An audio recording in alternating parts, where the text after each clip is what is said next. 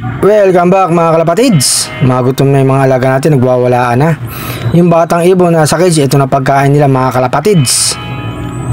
Turuan lang natin ng turuan yung batang ibon na pumasok sa trapdoor para masanay ito ipasok ng pagkain nila mga kalapatids. Tingin muna batang ibon sa pagkain.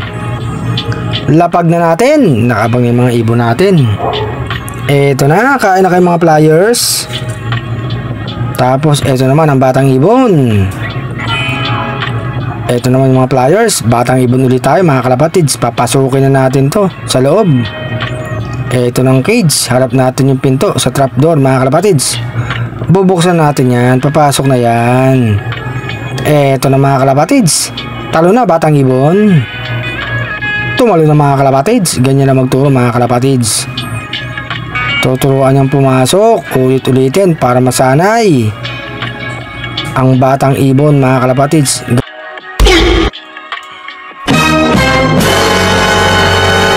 Ito nga yung stock birds natin mga kalapatids. Yung iba kumakain na.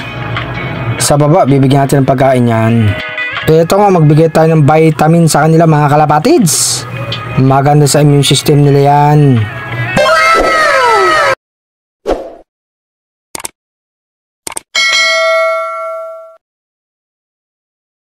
Ito mga kalapatids, alug-alugin natin para magalo ang vitamin sa tubig. Ito pa, alug-alug.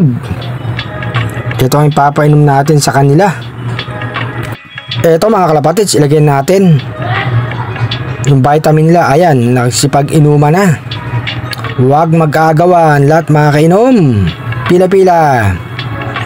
Marami tayong stock niyan, vitamin na inalo sa tubig mga kalapatids. Napakaganda sa kalusugan nila yan. Sige, inom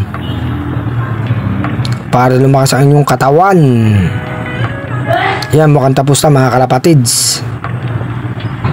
May inom pa, magandang ibon. Pato yung batang ibon. Ayan mga kalapatids, nakainom na. Huwag mo awayin predator, uminom ka lang dyan. Ito naman si Padrino mga kalapatids, bigyan na natin.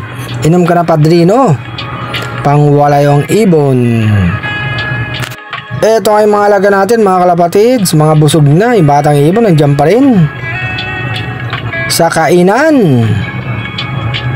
Mga flyers natin mga kalapatids, nag-aantay na ng training. Ang batang Stichelbout mga kalapatids kumain pa. Ito naman si Dalubasa. Hindi pa tapos ang batang ibon, kumakain pa. Ito nga si Padrino mga kalapatids. Ang yabang, buwabara ako pa.